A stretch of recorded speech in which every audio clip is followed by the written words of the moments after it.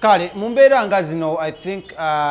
njagala nnyo okugyamu abaana abato naye sometimes oba tusobola kukyebera ekyokugyamu abaana abato naddala mu nsonga ezigenda mu maaso mu ggwanga lya Uganda wano ne wali naye nga kyannaku nnyo oba kyasanyu nnyo nti no omusajja bwe yeegatta n'omukyala bamala ne bafuna muki omwana. So Rema ne Makula bwe yeegatta ne mwana mulenzi amanyiddwa nga Edrisa Musuuza bafuna omwana omuto amanyiddwa nga Amaal era Amaal Musuuza ono munnange abaddewo for a very long time era nga she's growing beautiful ate nga yeeyongera okusanyusa mama we ne taata. However amawulire genkuleetedde olunaku olwaleero ga about omugole eyayingidde mu maka ga Eddie Kenzo n'ensonga za child custody ezibale zigenda mu maaso mu maka ga Eddie Kenzo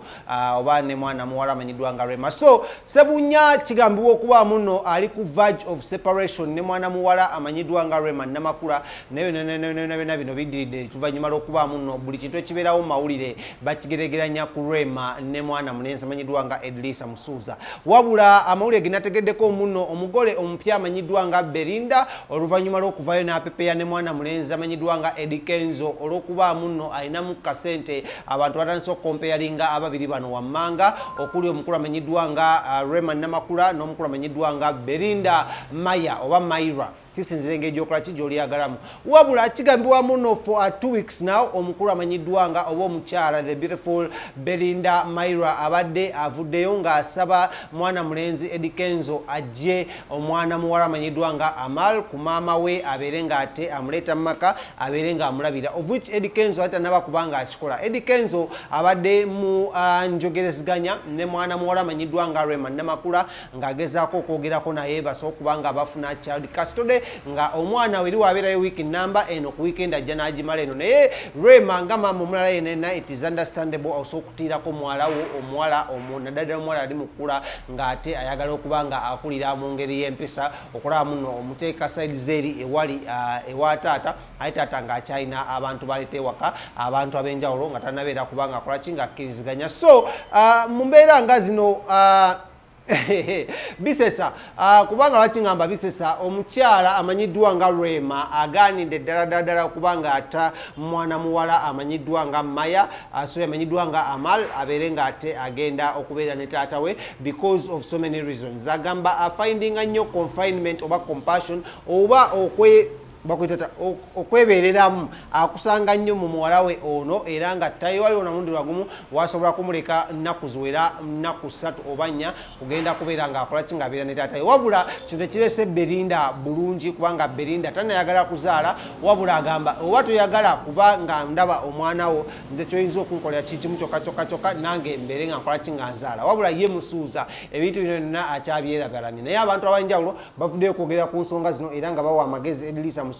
omugole gwe yafunye omupya amukuba embaga abeere ng'ate akola ki nga agenda mu maaso n'okubeera nga akola ki ng'amulabira naye nga ensonga ezo nga zikyali bwe zityo si bokka abali mu nkaayana zino wabula nga tugenzeko ne wali mu ggwanga lya Tanzania omukulu amanyiddwa nga Diamond Platnumz w'enjogera ali mu ggwanga lya America era nga yamaze dde okuba ng'asinkana mwana mulenzi amanyiddwa nga Swizz Beatz era nga n'omumanyi ye kabaka w'endongo mu Saudi mu United States of America era ng'akoledde abayimbi bangi nnyo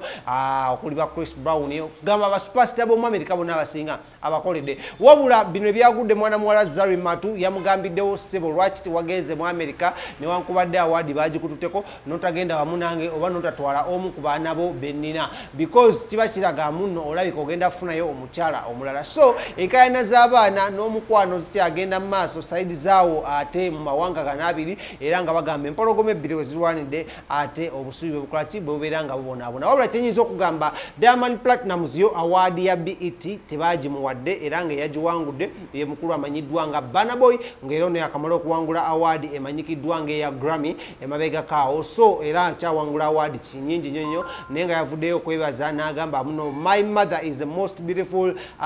woman on planet Earth. So simanyi kino wekyali sebawala balala badde beepikira mwana mulenzi amanyiddwa nga Burna Boy but ffe nga ffe abakola ne maama baffe you can easily tell oba you can still tell n'ogamba okay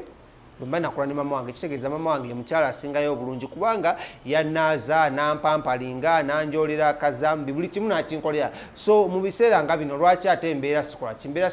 simusuuta nga ntuuse ku kintu nga kino ekyokuwangula awaadi ng'eno ya international act okitegedde so awaadi eno mujuke bino ne Edlisa Musuuza yagiwangulako naye ate kati ne Banabo yakoze ki yagiwangudde era nga munnange ye Diamond akyagezaako gigoba ayagala ne akyagoba izo awaadi ennene bwe zityo akyagoba ne